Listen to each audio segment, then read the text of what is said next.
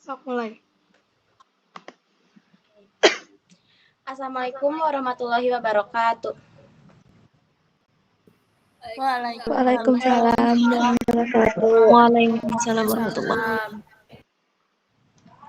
Halo teman-teman semua, selamat datang dan terima kasih udah menyempatkan waktunya untuk hadir dalam presentasi kali ini. Sebelumnya perkenalkan, saya Sifan Nurul Aulia sebagai moderator dan pemateri pada presentasi kali ini. Kemudian saya ditemani oleh rekan saya, ada Farida Mayanti. Kemudian ada Angga Rizky. Dan kemudian ada Nanda Aulia. Baik. Pada presentasi kali ini kita akan membahas tentang sistem pelaporan dan pertanggungjawaban keuangan daerah.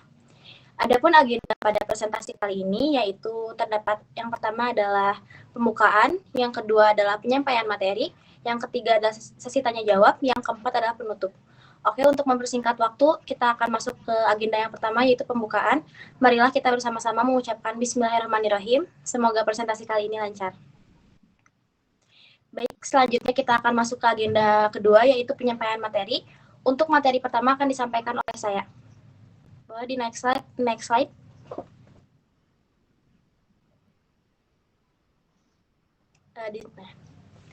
Oke, di sini saya akan menjelaskan tentang laporan keuangan pemerintah dalam pemerintah sebagai upaya pengendalian manajemen.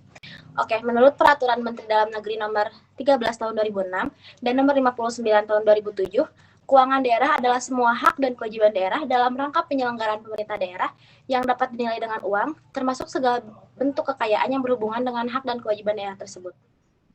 Jadi yang termasuk ke dalam keuangan daerah itu mulai dari aset, kemudian pendapatan, pengeluaran, lalu juga ada utang daerah. Pokoknya segala hal yang berkaitan dengan keuangan suatu daerah yang dapat dinilai dengan uang itu termasuk ke keuangan daerah.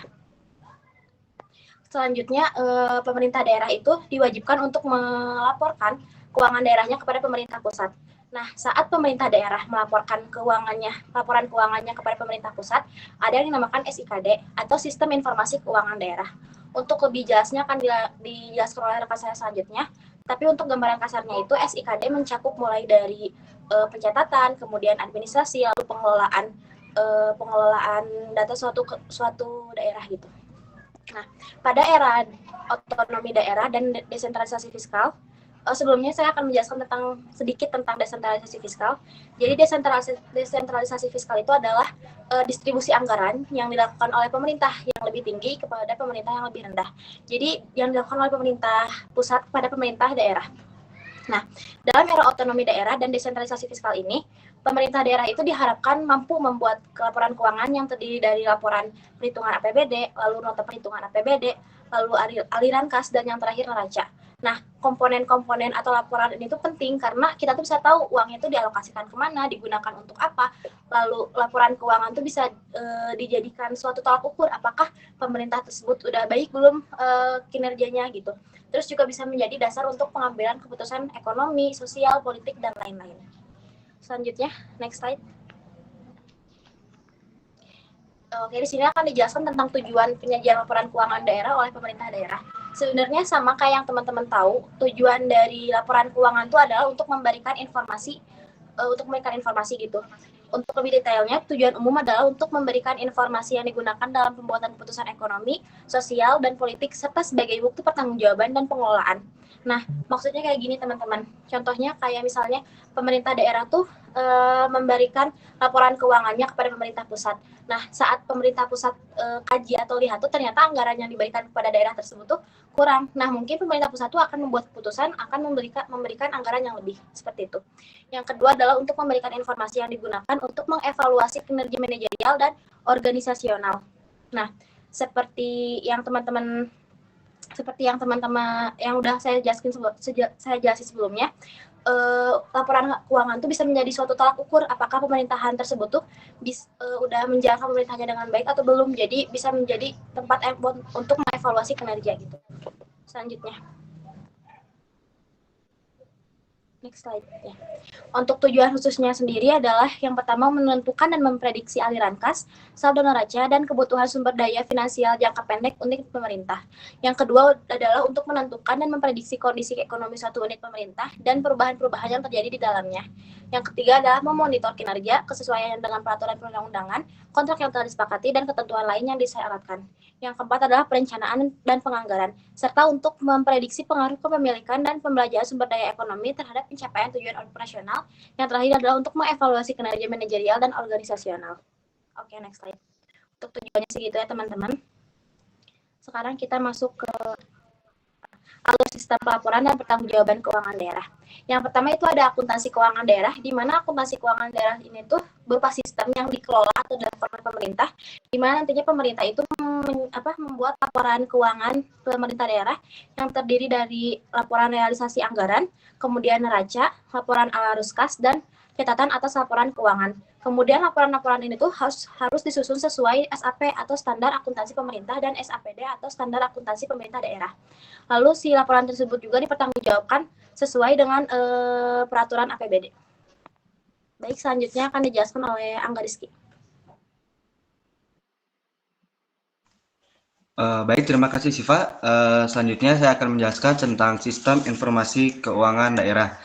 Nah, seperti yang sudah tadi disebutkan oleh Siva, ada sistem informasi keuangan daerah. Menurut Peraturan Pemerintah Nomor 56 Tahun 2005, SIKD adalah suatu sistem yang mendokumentasikan, mengadministrasikan, serta mengolah data pengelolaan keuangan daerah dan data terkait lainnya menjadi informasi yang disajikan kepada masyarakat sebagai perencanaan, pelaksanaan, dan pelaporan pertanggungjawaban pemerintah daerah.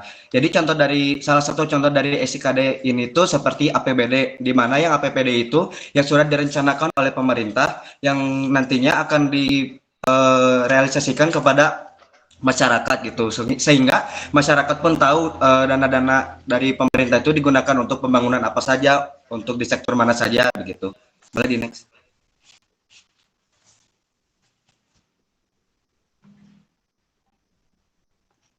Oke.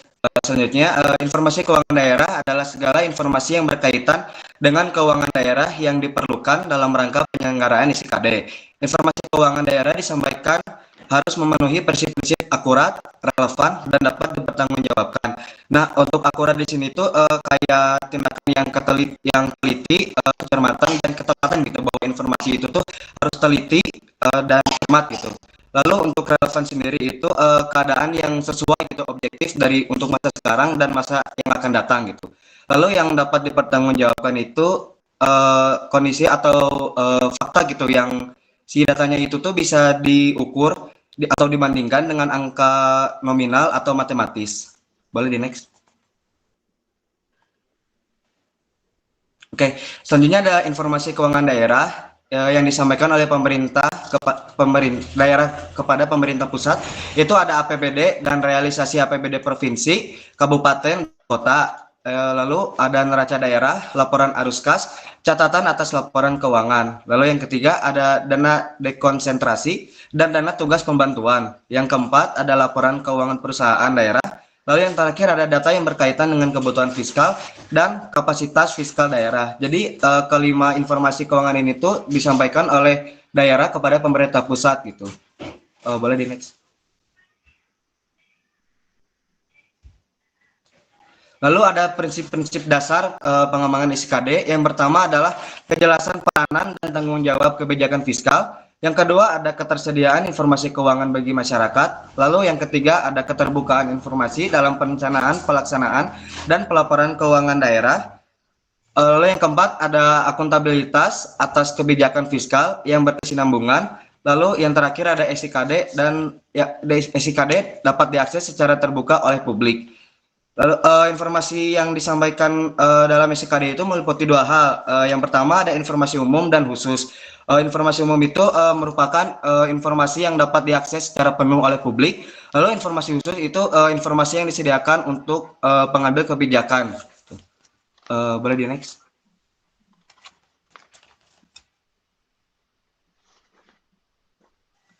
Lalu selanjutnya ada penyelenggaraan sistem informasi keuangan daerah. Nah, penyelenggaraan SIKD ini dibagi menjadi dua, yaitu penyelenggaraan SIKD secara nasional dan penyelenggaraan SIKD di daerah. SIKD secara nasional itu diselenggarakan oleh Menteri Keuangan, dan SIKD di daerah diselenggarakan oleh pemerintah daerah masing-masing. Gitu. Jadi untuk secara nasional itu di pusatnya diselenggarakan oleh Menteri Keuangan, lalu untuk di daerah itu di daerah masing-masing. Boleh di next.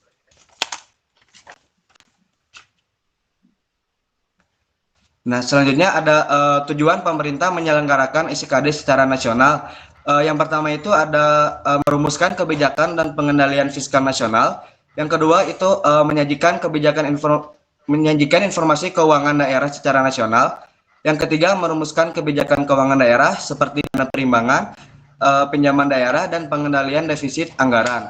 Lalu yang keempat adalah melakukan pemantauan, pengendalian, dan evaluasi pendanaan desentralisasi, dekonsentrasi, tugas pembantuan, pinjaman daerah, dan defisit anggaran daerah. Lalu yang kelima, menyajikan informasi keuangan daerah secara terbuka kepada masyarakat. Lalu yang terakhir adalah untuk mendukung penyediaan informasi keuangan daerah yang dibutuhkan dalam SIKD secara nasional. Boleh di next.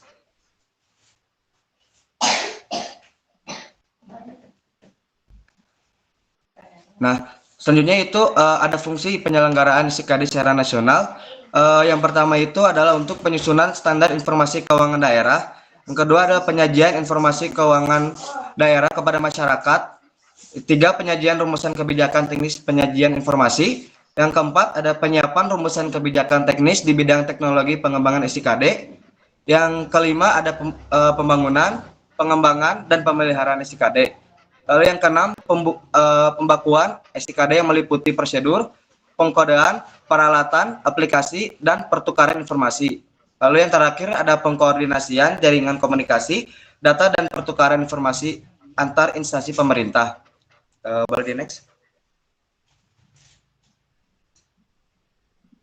Lalu tujuan penyelenggaraan SIKD daerah itu ada yang pertama membantu kepala daerah dalam menyusun anggaran daerah dan laporan pengelolaan keuangan daerah.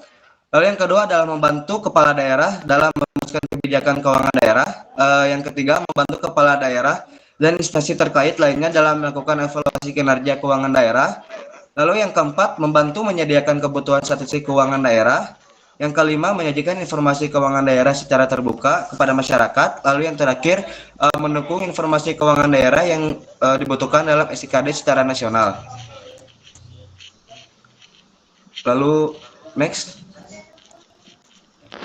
Nah, penyelenggaraan SIKD di daerah itu ada penyajian informasi anggaran, pelaksanaan anggaran, dan pelaporan keuangan daerah yang dihasilkan oleh sistem informasi pengelolaan keuangan daerah.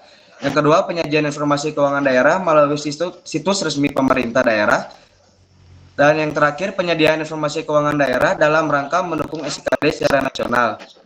Mungkin itu dari saya. Untuk materi selanjutnya akan disampaikan oleh Nanda Aulia.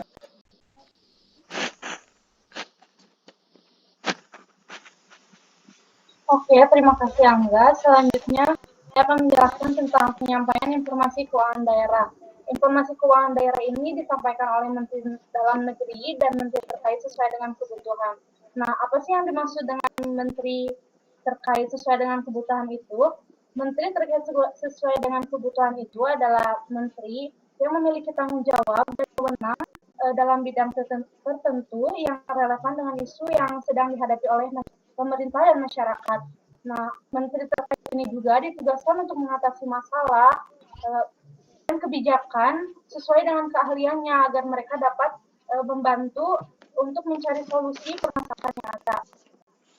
Kemudian penyampaian informasi keuangan daerah ini dalam format dan bentuk laporan keuangannya itu berpedoman kepada standar akuntansi pemerintahan dan peraturan perundang-undangan yang berlaku. Penyampaian informasi keuangan daerah ini juga berlaku secara berkala melalui dokumen tertulis lainnya dan media lainnya. Oke, boleh di next. Nah, daerah itu wajib menyampaikan informasi kepada pemerintah secara akurat dan dapat dipertanggungjawabkan yang sesuai dengan keuangan daerah seperti APBD, realisasi APBD kepada provinsi, kabupaten dan kota, neraca daerah, laporan arus kas, catatan atas laporan keuangan daerah, dana dekonsentrasi dan dana tugas pembantuan, laporan keuangan perusahaan daerah, dan data yang terkait dengan kebutuhan fiskal dan kapasitas fiskal daerah. Boleh di next. Oke, selanjutnya di dalam Peraturan Pemerintah Nomor 8 Tahun 2006 mengenai pelaporan keuangan dan kinerja instansi pemerintahan. Di dalam peraturan pemerintah ini diatur beberapa pelaporan dan laporan. Yang pertama ada pelaporan keuangan dan kinerja, yang kedua ada laporan keuangan atas pelaksanaan kegiatan dana dekonsentrasi dan tugas pembantuan, dan yang terakhir ada laporan pertanggungjawaban bendahara. Boleh di next. Di dalam peraturan pemerintah nomor 56 tahun 2008 terdapat batas waktu penyampaian informasi keuangan daerah. Yang pertama, APBD setiap tahun anggaran paling lambat itu 31 Januari tahun anggaran yang bersangkutan. Yang kedua, laporan realisasi APBD per semester harus disampaikan paling lambat 30 hari setelah berakhirnya semester yang bersangkutan. Ini ada yang nggak kemasukin ya. Yang ketiga ada perubahan APBD paling lambat 30 hari setelah ditetapkannya perubahan APBD tahun berjalan. Yang keempat ada informasi seperti neraca daerah, laporan arus kas, dana dekonsentrasi dan tugas pembantuan, dan laporan keuangan perusahaan daerah paling lambat itu 31 Agustus tahun berjalan. Boleh di next.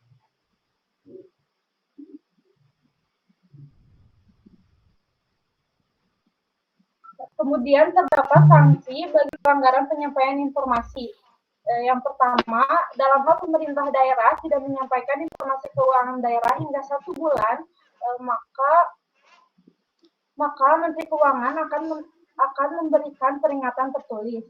Yang kedua, jika pemerintah daerah tidak menyampaikan informasi keuangan daerah setelah ditetapkannya peringatan tertulis, maka Menteri Keuangan akan memberikan sanksi berupa penundaan penyaluran dana perimbangan yang tentunya setelah berkoordinasi dengan Menteri Dalam Negeri. Boleh di next.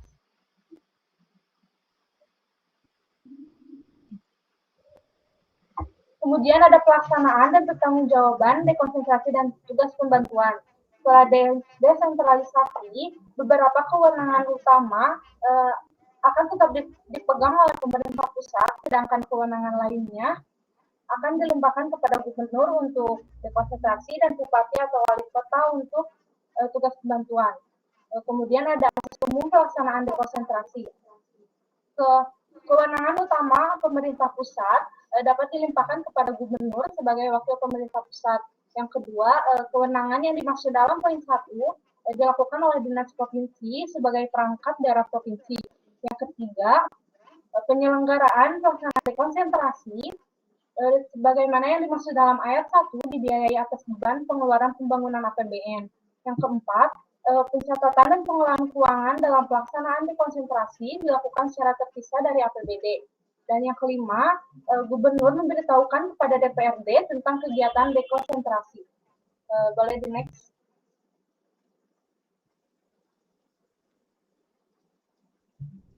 Selanjutnya ada penganggaran pelaksanaan dekonsentrasi.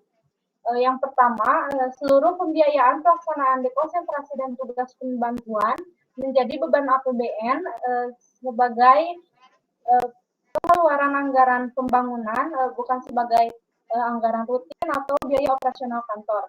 Yang kedua ada anggaran pelaksanaan dekonsentrasi, itu merupakan bagian dari anggaran departemen atau lembaga pemerintahan dan departemen yang bersangkutan. Yang terakhir ada administrasi anggaran dekonsentrasi dan pembantuan yang dilakukan secara terpisah dari anggaran desentralisasi atau APBD. Boleh di next.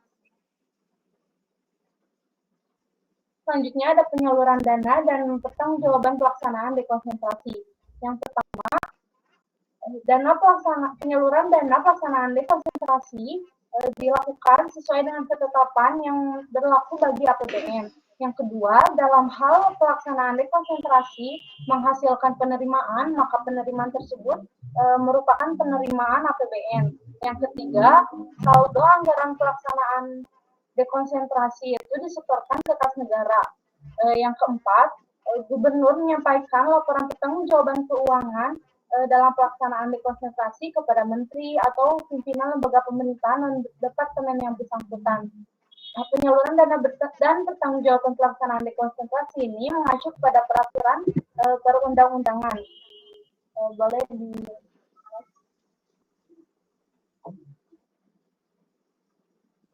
materi selanjutnya akan disampaikan oleh Fani.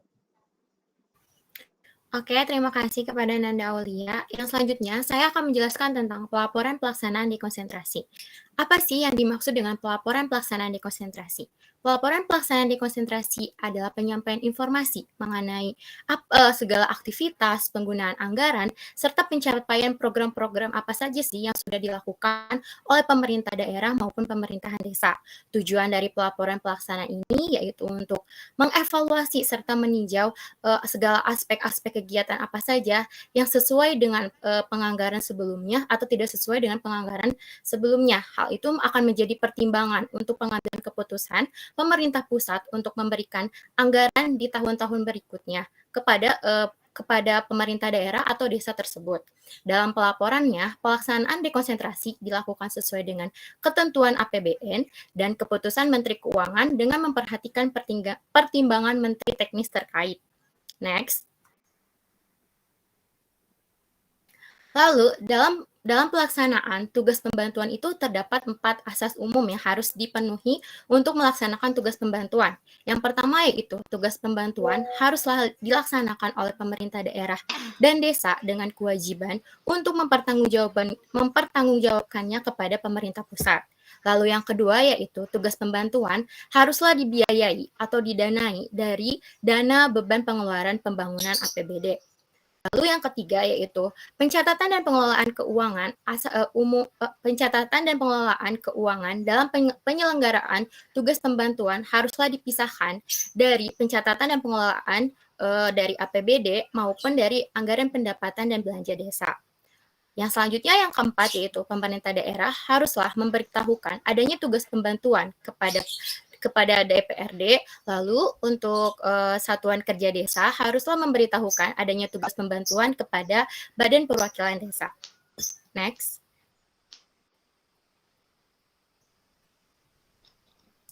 Yang selanjutnya itu adalah penganggaran pelaksanaan tugas pembantuan. Apa sih yang dimaksud dengan penganggaran pelaksanaan tugas pembantuan? Yang dimaksud dengan penganggaran tentunya adalah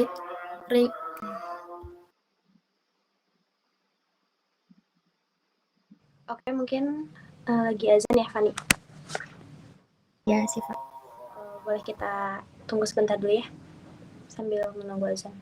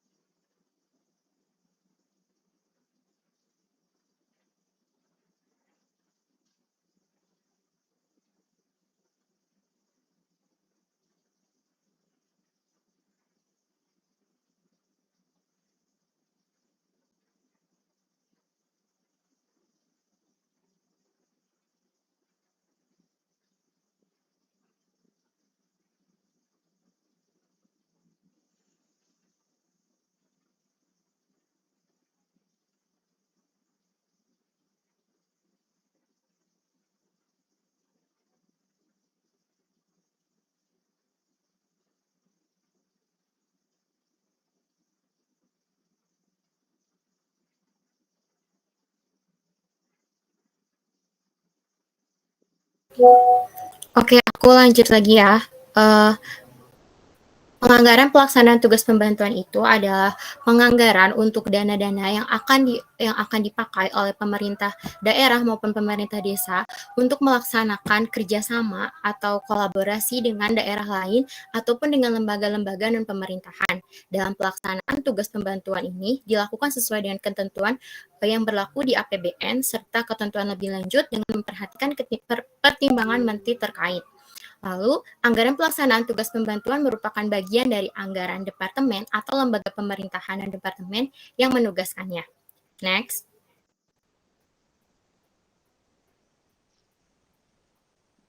Selanjutnya ada penyaluran dana dan pertanggungjawaban pelaksanaan tugas pembantuan. Yang pertama, penyaluran dana pelaksanaan tugas pembantuan dilakukan sesuai dengan ketentuan yang berlaku bagi APBN. Jadi, setiap penganggaran, pelaporan, maupun penyaluran dana haruslah sesuai dengan anggaran pendapatan dan belanja negara. Karena apa? Hal tersebut tuh karena setiap hal yang dilakukan oleh pemerintah daerah maupun desa semuanya itu berawal dari rencana anggaran anggaran pendapatan dan belanja negara. Jadi haruslah sesuai dengan ketentuan yang ada di APBN. Lalu yang kedua itu adalah dalam hal pelaksanaan tugas pembantuan menghasilkan penerimaan, maka penerimaan tersebut merupakan penerimaan bagi APBN. Yang ketiga yaitu semua kegiatan pengelolaan keuangan yang dilakukan oleh daerah dan desa dalam pelaksanaan tugas pembantuan diselenggarakan secara terpisah dari kegiatan pengelolaan keuangan dan pelaksanaan desentralisasi dan dekonsentrasi. Sama seperti tugas pembantuan yang sebelumnya, bahwa setiap pelaksanaan tugas pembantuan itu tidak boleh dicampur adukan atau disatukan dengan penyaluran dana untuk daerah atau desa tersebut. Yang keempat yaitu tata cara pelaksanaan kegiatan pengelolaan keuangan oleh pemerintah daerah dan desa dalam melaksanakan tugas pembantuan mengacu kepada peraturan perundang-undangan dengan tata cara yang sudah terdapat dalam APBN. Selanjutnya. Yang kelima, dalam hal terdapat saldo anggaran pelaksanaan tugas pembantuan, maka saldo tersebut haruslah disetor ke kas negara. Sebagai contohnya, misalnya itu di desa tersebut atau di daerah tersebut tuh diberikan dana atau anggaran untuk pembangunan sekolah, misalnya itu 4 miliar. Nah, tapi dalam pelaksanaan itu yang terrealisasikan itu hanya 3,5 miliar. Nah, yang setengah miliarnya itu haruslah disetorkan kembali ke kas negara karena uang tersebut harus disalurkan ke dalam aspek-aspek lainnya. Yang keenam, pemerintah daerah dan desa haruslah menyampaikan laporan pertanggungjawaban keuangan atas pelaksanaan tugas pembantuan kepada departemen atau non-departemen yang menugaskannya. Next. Selanjutnya ada pelaporan pelaksanaan tugas pembantuan. Setiap ada anggaran atau perencanaan, pasti haruslah dilaksanakan pelaporan.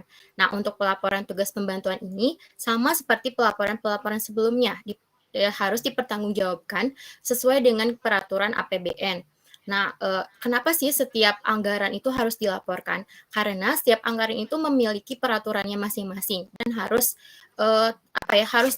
harus ada laporan transparansi kepada masyarakat karena uang yang dihasilkan atau yang didanai untuk membangun sekolah atau untuk perbaikan jalan itu kan dari masyarakat untuk masyarakat juga. Nah, pelaporan tersebut ini haruslah diketahui oleh masyarakat tersebut juga. Next.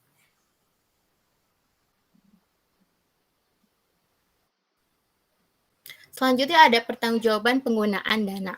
Yang pertama, bendahara pengeluaran secara administratif wajib mempertanggungjawabkan semua laporan-laporan terkait penggunaan dana paling lambat adalah tanggal 10 bulan berikutnya.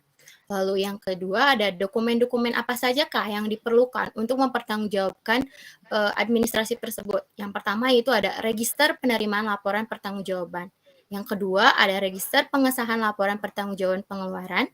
Yang ketiga ada surat penolakan laporan pertanggungjawaban pengeluaran. Yang keempat ada register penolakan laporan pertanggungjawaban pengeluaran. Dan yang terakhir ada register penutupan kas. Apa sih bedanya register dengan surat dalam bentuk surat? Kalau register itu bentuknya adalah pembantuan. Kalau misalnya di akuntansi itu kita ibaratin ada buku kas umum sama ada buku kas pembantu. Nah, buku kas umumnya itu berbentuk sebuah surat laporan. Nah, kalau register itu sih untuk laporan pembantunya. Jadi register itu lebih memperinci apa saja hal-hal yang harus dilaporkan atau hal-hal apa sajakah yang belum dilaporkan dalam surat pelaporan. Next. Yang ketiga, dalam mempertanggungjawabkan pengelolaan uang persediaan, dokumen apa saja sih yang harus diperlukan? Yang pertama adalah buku kas umum.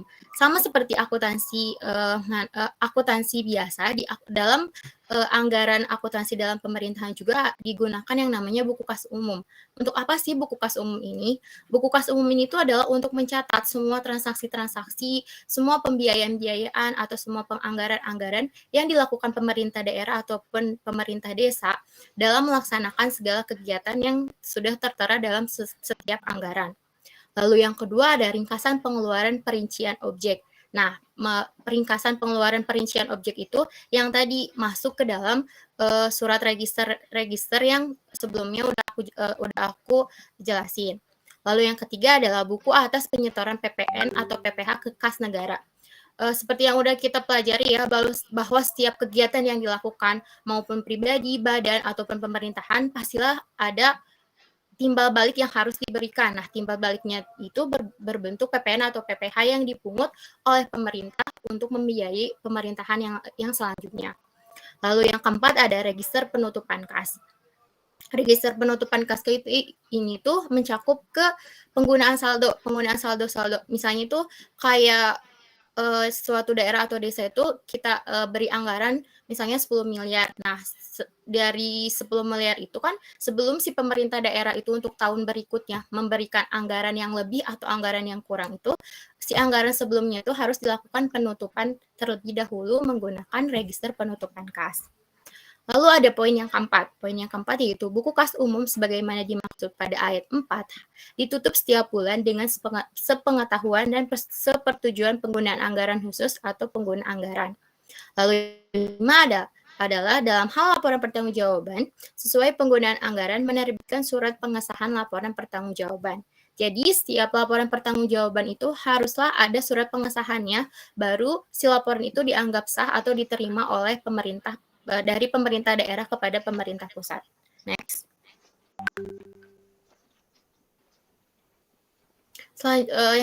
Poin selanjutnya yaitu ketentuan batas waktu penerbitan surat pengesahan laporan pertanggungjawaban, pengeluaran dan sanksi keterlambatan penyampaian laporan pertanggungjawaban ditetapkan oleh peraturan kepala daerah.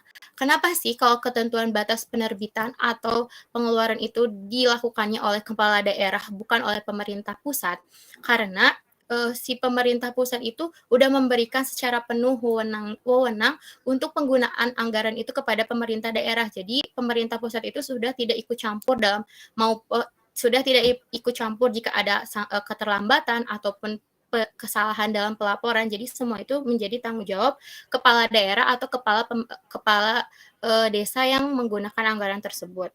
Lalu yang selanjutnya, untuk tertib laporan pertanggungjawaban pengeluaran dana itu harus dilaporkan setiap akhir tahun atau setiap tanggal 31 Desember. Lalu poin yang ke-8, dalam hal melakukan verifikasi atas laporan pertanggungjawaban yang disampaikan, PPK SPKD berkewajiban untuk yang pertama, meneliti kelengkapan dokumen laporan pertanggungjawaban dan keabsahan bukti-bukti pengeluaran yang ditampilkan. Jadi sebelum pemerintah daerah melaporkan kepada pemerintah pusat itu harus dilihat terlebih dahulu apakah dari proses penganggaran, proses pelaksanaan, dan proses pelaporan tersebut sudah sesuai dengan kriteria yang ditentukan oleh pemerintah pusat atau belum. Lalu poin yang kedua yaitu menguji kebenaran perhitungan dan pengeluaran perincian objek yang tercantum dalam ringkasan perincian objek. Nah, jadi dalam hal ini tuh menguji kebenaran. misalnya kayak tadi untuk penggunaan dana pembuatan sekolah ataupun perbaikan jalan, kan itu tuh sebelumnya udah dirinciin kan setiap anggarannya itu berapa. Nah itu tuh harus diuji kebenarannya dengan melihat dokumen-dokumen register yang sudah diisi atau sudah diinput oleh pemerintah daerah maupun pemerintah desa. Lalu yang ketiga, menghitung penggunaan PPN atau PPH atas beban pengeluaran perincian objek. Lalu yang keempat, menguji kebenaran sesuai dengan SPM dan SP2D yang diterbitkan periode sebelumnya. Jadi setiap laporan pertanggungjawaban maupun penggunaan anggaran itu harus mengacu kepada laporan sebelumnya maupun laporan sesudahnya untuk mengetahui ini kalau misalnya tahun depan itu pemerintahan di daerah sini atau di daerah sini tuh akan dikasihnya tuh anggarannya lebih atau kurang. Kalau misalnya si laporan dan pertanggungjawabannya itu benar dan sesuai dengan ketentuan, otomatis pemerintah pusat juga akan memberikan dana lebih untuk diberikan ke daerah tersebut. Tapi sebaliknya, jika dalam penganggaran, pelaksanaan serta pelaporannya itu terdapat masalah-masalah dan ketidaksesuaian, maka pemerintah pusat juga akan memberikan kayak pertimbangan lagi, oh desa ini tuh dikasih dana segini aja, pelaporannya belum benar gitu, apalagi kalau misalnya ditambah anggarannya. Cukup. Saya kembalikan kepada moderator. Oke, alhamdulillah untuk sesi penyampaian materi setelah selesai. Selanjutnya kita masuk ke agenda selanjutnya, yaitu adalah sesi tanya jawab. Untuk audiens yang ingin bertanya, diharapkan menuliskan nama serta underscore izin bertanya di kolom chat. Pertanyaannya sebanyak 5 pertanyaan ya teman-teman.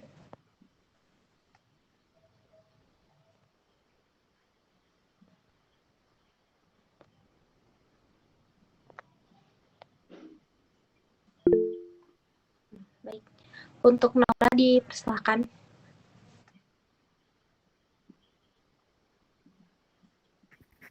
Baik, terima kasih kepada moderator telah memberikan kesempatan kepada saya untuk bertanya. Pertanyaan saya adalah, bagaimana laporan keuangan pemerintah daerah digunakan sebagai upaya pengendalian manajemen? Apa hubungannya dengan efisiensi dan akuntabilitas? Terima kasih. Baik, terima kasih kembali Naura. Boleh dikirim di grup ya pertanyaannya. Selanjutnya untuk Jihan dipersilahkan. Oke, terima kasih telah mempersilahkan saya untuk bertanya. Jadi pertanyaannya, bagaimana pemerintah daerah dapat memanfaatkan laporan keuangan sebagai alat untuk meningkatkan akuntabilitas kepada masyarakat? Nah, ada nggak sih contoh strategi komunikasi yang efektif? Terima kasih. Oke, terima kasih Jihan. Selanjutnya untuk Salsa dipersilahkan. Baik, terima kasih kepada moderator telah memberikan saya kesempatan untuk bertanya. Pertanyaannya, apa tantangan atau hambatan yang sering dihadapi pemerintah daerah dalam pengimplementasian SIKD dengan baik? Bagaimana tantangan tersebut dapat diatasi? Terima kasih.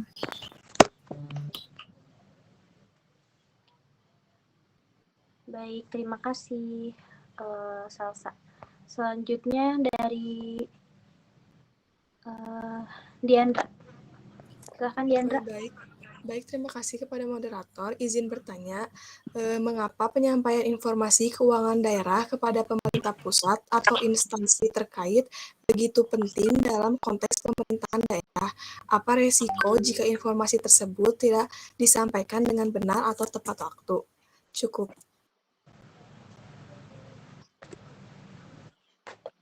Sipa, cukup aja pertanyaannya. Ya, mohon maaf, tadi ada kesalahan untuk pertanyaannya cukup 3, tapi karena udah 4 pertanyaan yang dipaparkan, mungkin nggak apa-apa 4 aja. Mohon ditunggu ya teman-teman sekitar 5-10 menit untuk memikirkan jawabannya gitu. Nah, sambil kita nunggu jawabannya, kita ada sesi tanya jawab nih ke teman-teman dari kelompok 4. Sistemnya aku maparin pertanyaannya dulu, lalu teman-teman boleh raise hand ya untuk menjawab.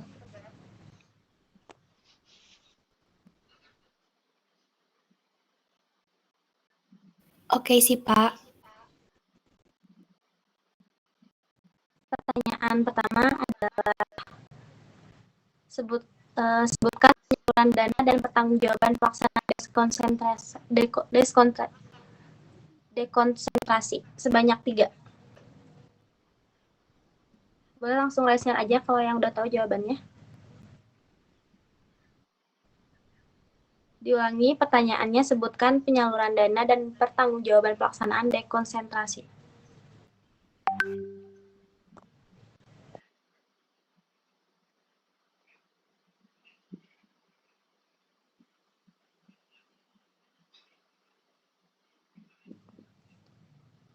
Ada yang tahu nggak teman-teman jawabannya?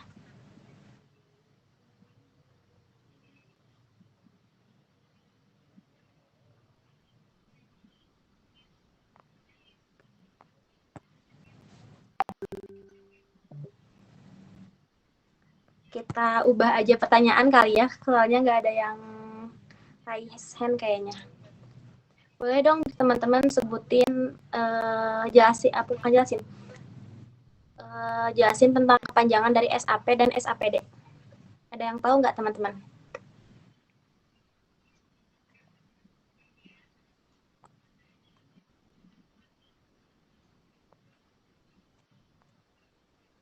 Si Pak, maaf boleh ulangi lagi sih Pak.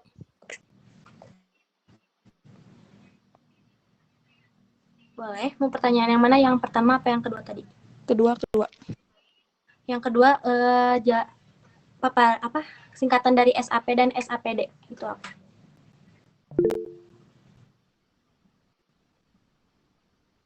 Boleh? Siapa duluan ya? Kayaknya Nenden duluan tadi yang raise hand. Boleh Nenden? Oke, makasih. Aku mau jawab ya, kalau misalkan SAP itu sistem akuntansi pemerintahan, kalau kan SAPD itu sistem akuntansi pemerintahan daerah. Cukup. Nah, benar banget yang disebut sama Nenden. Oke, selanjutnya pertanyaan selanjutnya adalah sebutkan asas-asas dalam pelaksanaan tugas pembantuan. Yang tadi dipapain sama Fani nih. Boleh ada yang tahu?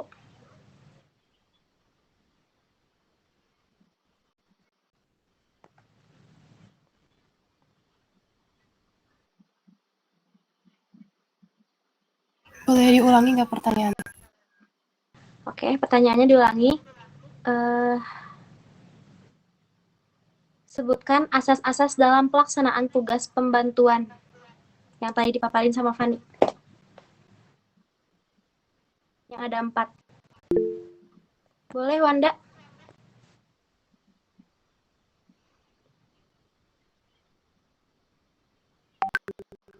Boleh dipersilakan Wanda. Ya, terima kasih sih Pak. Asas umum tugas pembantuan ya? Iya. Yang pertama, tugas pembantuan yang dilaksanakan oleh pemerintah daerah dan desa. Yang kedua, penyelenggaraan tugas pembantuan. Yang ketiga, pencatatan dan pengelolaan keuangan. Yang keempat, pemerintah daerah memberitahukan adanya tugas pembantuan kepada DPRD.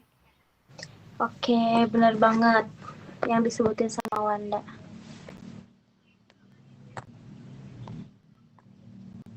Jadi asas umum tugas pembantuan yang disebut sama Wanda udah benar, yaitu adalah tugas pembantuan dilaksanakan oleh pemerintah daerah dan desa.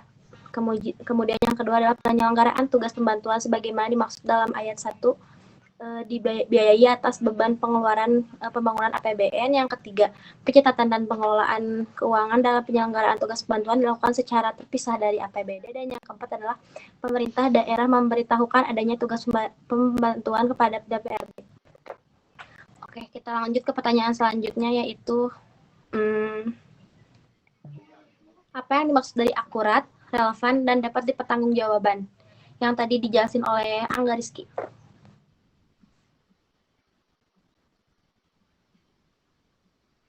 Yang tahu boleh langsung raise hand aja.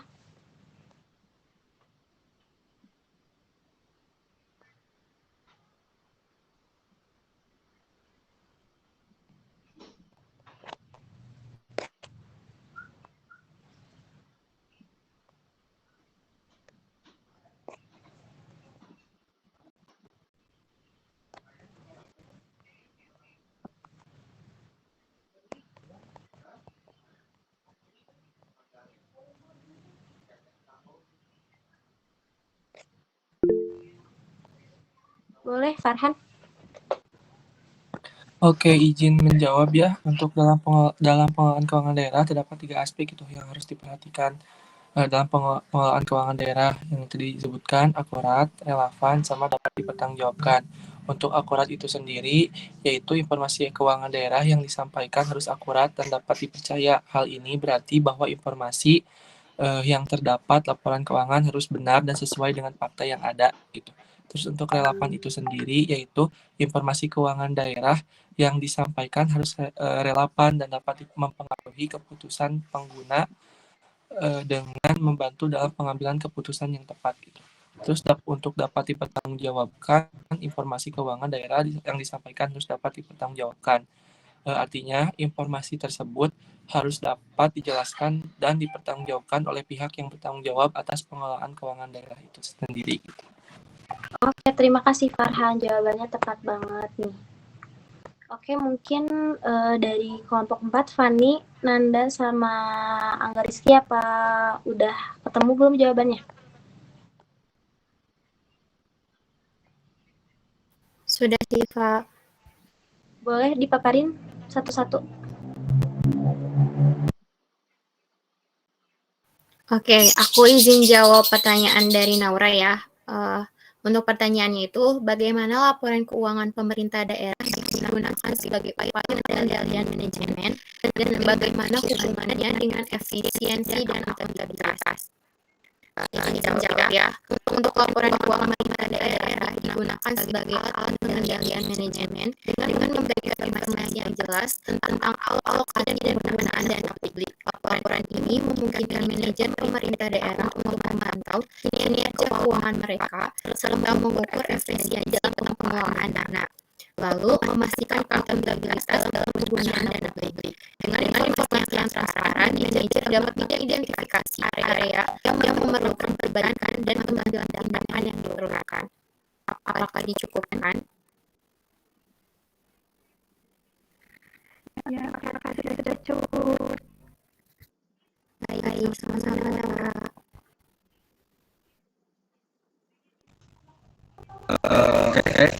Selanjutnya aku mau jawab pertanyaan yang lainnya.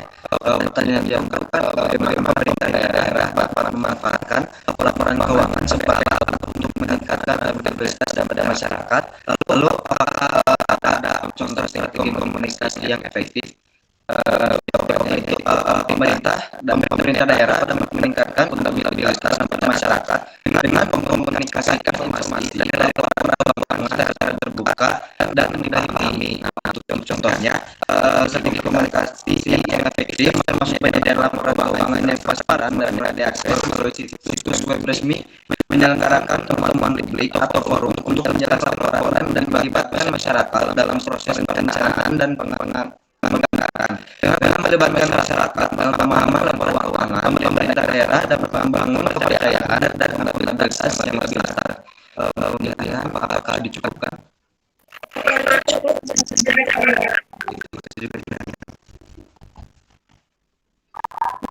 Di sini saya menjawab pertanyaan dari Sarah. Pertanyaannya, apa tantangan hambatan yang dihadapi pemerintah daerah dalam mengimplementasikan PKD dengan baik? Dan bagaimana tantangan tersebut dapat diatasi? Jawabannya, tantangan yang sering dihadapi dalam implementasi SKKD termasuk keterbatasan sumber daya manusia lagi, kurangnya infrastruktur teknologi yang memadai, dan resistensi terhadap pengelolaan keuangan. Nah, bagaimana sih tantangan tersebut diatasi? Tantangan ini dapat diatasi dengan memberikan pertanyaan yang sesuai pada saat menginvestasikan program teknologi informasi dan memastikan dukungan manajemen yang kuat untuk penggunaan SKKD. Apakah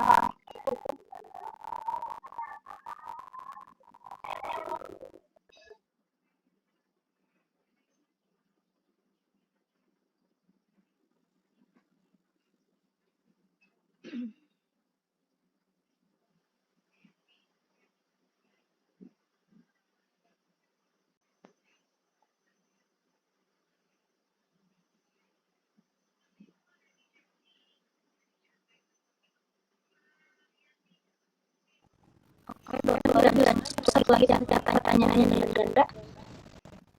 Aku izin jawab untuk pertanyaan Diana ya. Kayaknya ada dua. Yang pertama itu, mengapa penyampaian informasi keuangan daerah kepada pemerintah pusat atau instansi terkait begitu penting dalam konteks pemerintahan daerah? Hal tersebut karena penyampaian informasi keuangan daerah penting itu karena merupakan mekanisme transparansi, akuntabilitas, dan pengawasan terhadap pengelolaan keuangan daerah. Pemerintah pusat dan instansi terkait memerlukan informasi ini untuk memastikan bahwa dana publik yang digunakan telah sesuai dengan baik dan sesuai dengan peraturan yang berlaku. Lalu yang pertanyaan keduanya itu, apa sih resiko jika informasi tersebut tidak tersampaikan dengan benar dan tepat waktu? Resiko yang akan dialami yaitu informasi tidak disampaikan dengan benar atau tepat waktu termasuk pelanggaran hukum, penyaluran dana yang tidak sesuai dan kerugian keuangan yang dapat membahayakan kesejahteraan masyarakat.